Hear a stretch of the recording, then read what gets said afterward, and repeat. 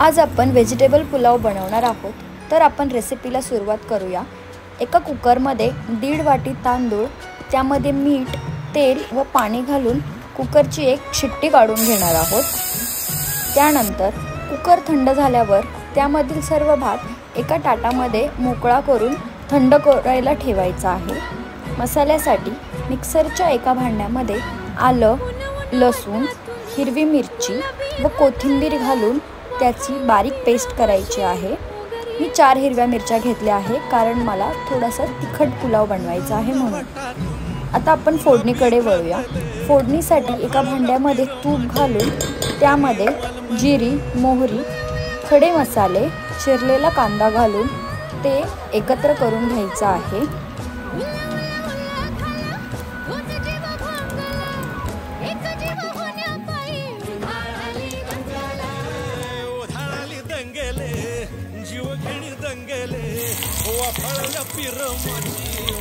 कांदा ब्राऊन कलरचा झाल्यानंतर त्यामध्ये मिक्सरमध्ये वाटलेलं मिश्रण आपण त्यामध्ये घालून ते सर्व एकजीव करून घेणार आहोत।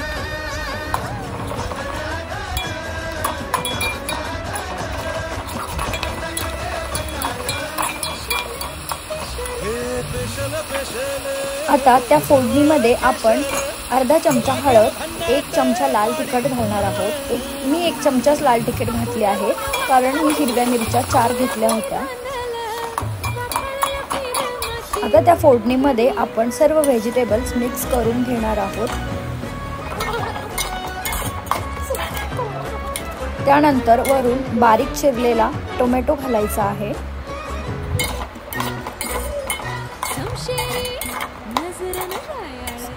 सर्व भाज्या एकत्रित केल्यानंतर त्यामध्ये मी बिर्याणी मसाला घातला आहे। तुम्हाला पुलाव मसाला घालायचा तर तुम्ही पुलाव मसाला सुद्धा घालू शकता। नंतर चवीपुरतं मीठ घालून ते सर्व मिश्रण एकत्रित करून घ्यायचं आहे। त्यामध्ये भाज्या शिजण्यासाठी थोडंसं पाणी घालायचं आहे व त्याच्यावर झाकण ठेवून 5 मिनिटांसाठी त्या भाज्या थोड्याशा शिजून द्यायच्या आहेत। त्यानंतर झाकण काढून भाज्या शिजल्यात की नाही बघितल्यानंतर थंड झालेला भात आपण पुलावमध्ये घालून घेणार आहोत व त्या भाज्या व भात एकत्रितपणे करून त्यावर बारीक चिरलेली कोथिंबीर व थोडंसं बटर घालून आपला व्हेजिटेबल पुलाव रेडी झालेला आहे।